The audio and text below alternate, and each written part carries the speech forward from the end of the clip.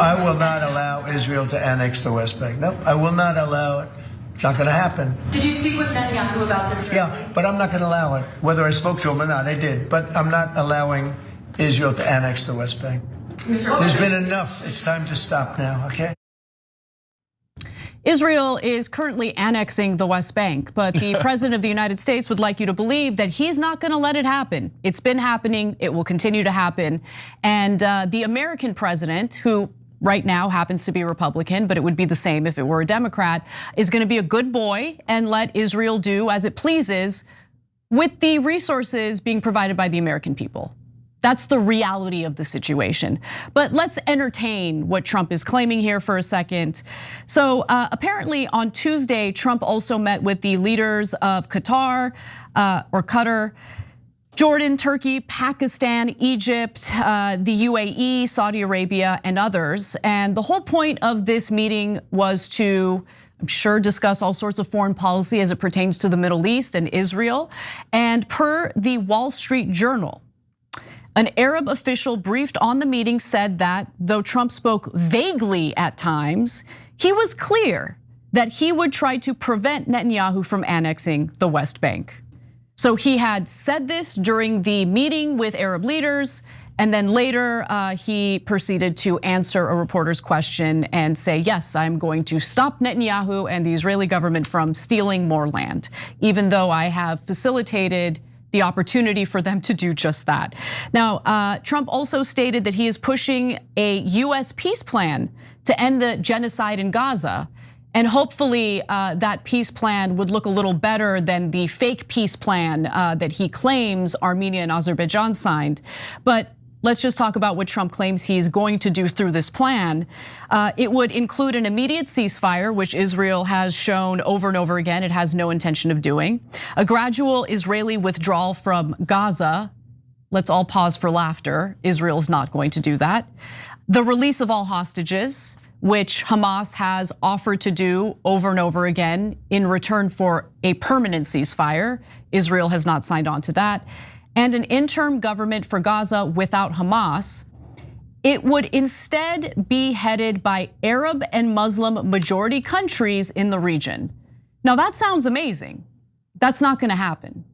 So he can go ahead and promise everything that he wants to promise. He's gonna claim whatever he wants to claim.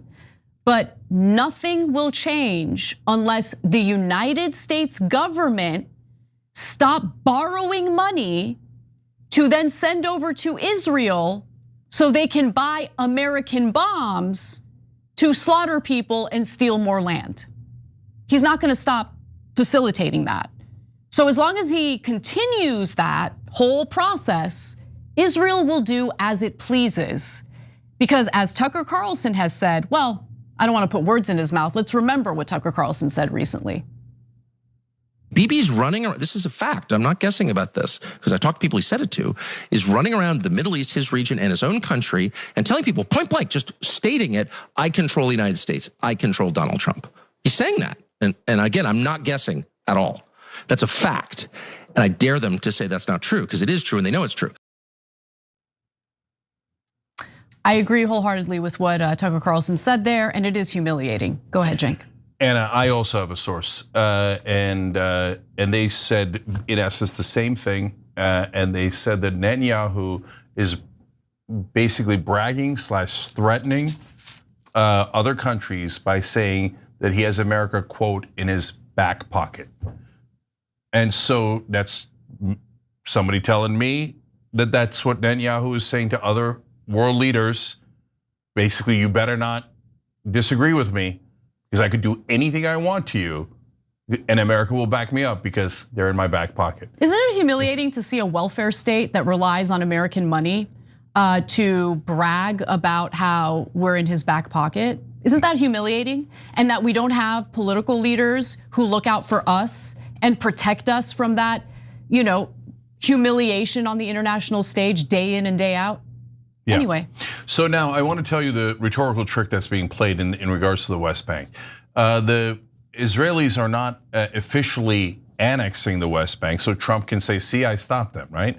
But what they just did was they gave final approval for expanding settlements in Area E1. Why that's so important is because that splits the West Bank in half and makes a Palestinian state in the West Bank nearly impossible. They know that, they brag about it, and so they're basically saying, haha, we just took every chance of a Palestinian state off the board. We absolutely obliterated Gaza, and now we split the West Bank in half. So whatever is official is not as relevant as what is happening on the ground, de facto. So that's why there's a lot of tricks here.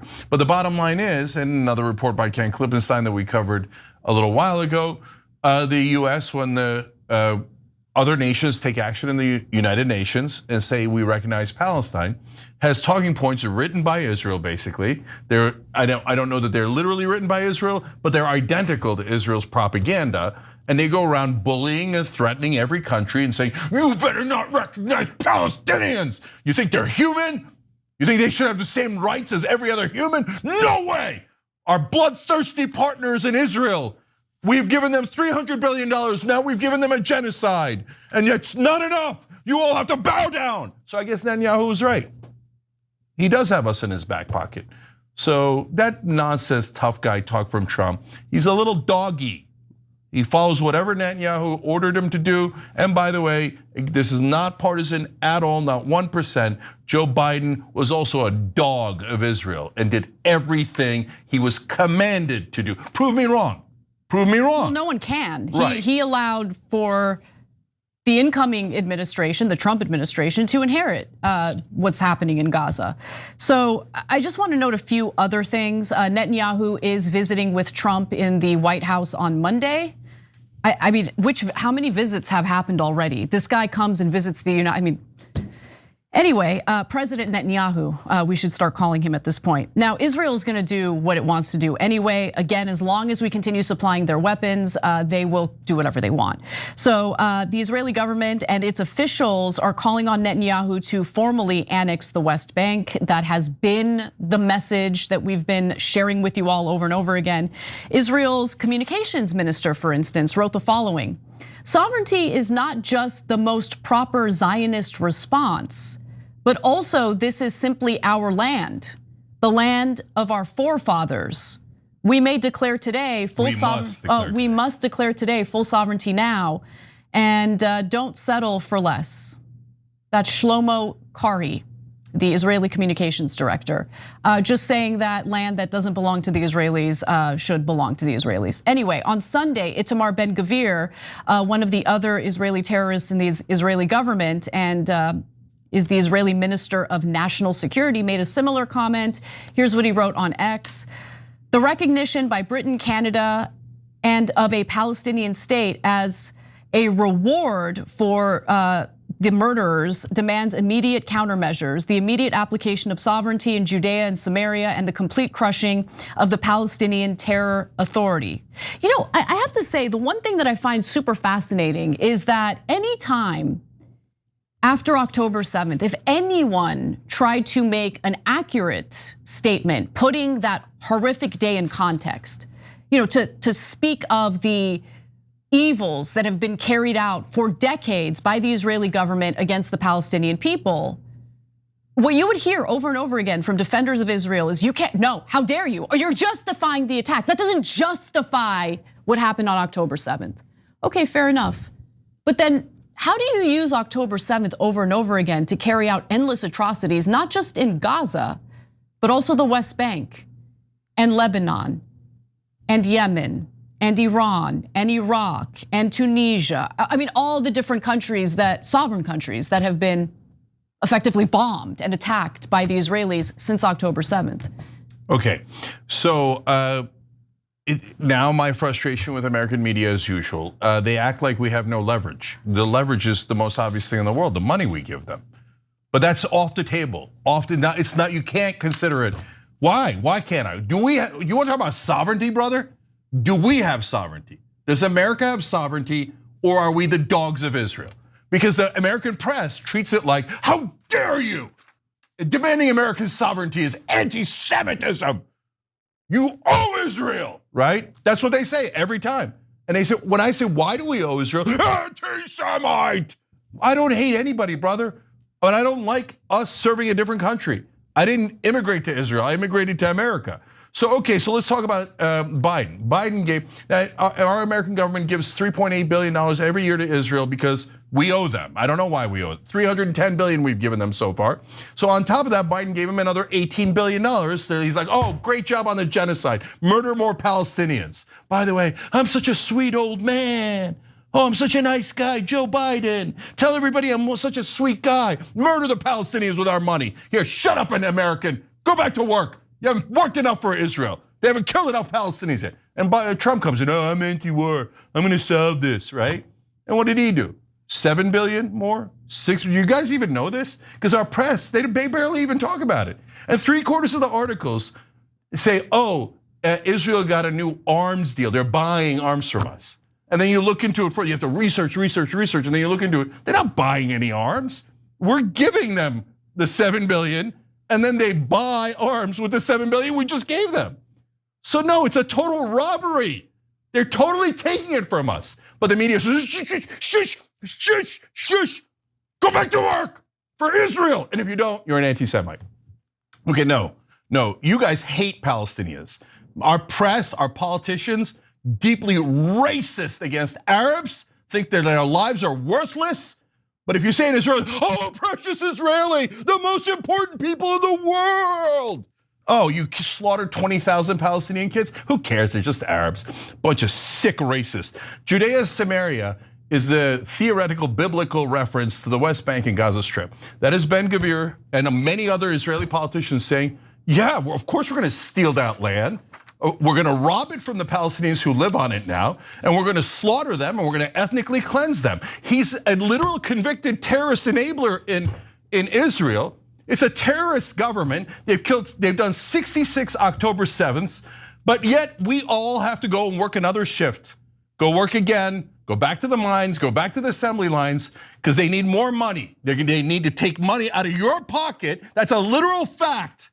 That is a literal fact. And the press will lie to you and say, oh, you cannot say that fact. You need to shut up if you're an American. If you complain about this country taking your money, then you're a hateful person. And we're gonna ruin your life. We're gonna call you an anti-Semite. We're gonna say you hate people. And we're gonna destroy you on behalf of Israel. But no, Israel has no control here. That's just a trope, no control. So I wanna apologize to Palestinians and Palestinian leadership or whoever in the protests, etc. Because I said in the beginning, they shouldn't say from the river to the sea.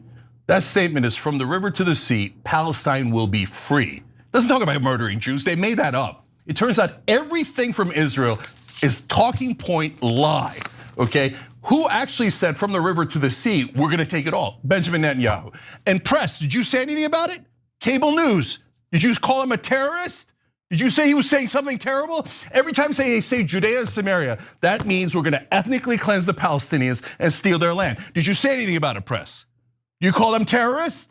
Do you call them unacceptable? Are we doing congressional hearings? No, precious, beloved Israel on a mantle. No one's allowed to criticize.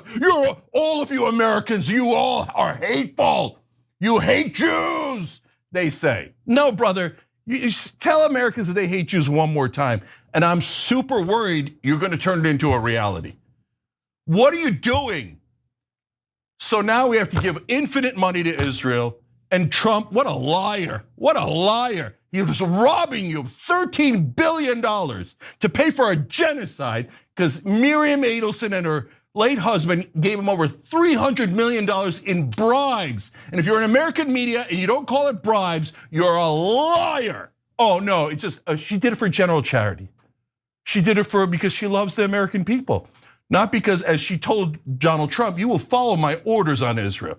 And Donald Trump has loyally followed Adelson's orders on Israel. Those are facts, but the American press will say, no, those are all true, 100% true, but you're not allowed to say it. And if you say the truth, we will bury you on behalf of Israel. And our politicians will bury you on behalf of Israel. I'm sick of Israel stealing our sovereignty and making our politicians work for them and not us. And I'm sick of them brutally slaughtering the Palestinians and then saying, I have a moral right to do it. It's my land, that's why I murdered them and took it. No, they're disgusting terrorists That is a fact. And I think I'm sickened by the American politicians and the American press. Sickened by them. And they're all deeply racist against Arabs and deeply bigoted against Muslims. And they revel in it. I loathe them. Every time you ring the bell below, an angel gets his wings. Totally not true, but it does keep you updated on our live shows.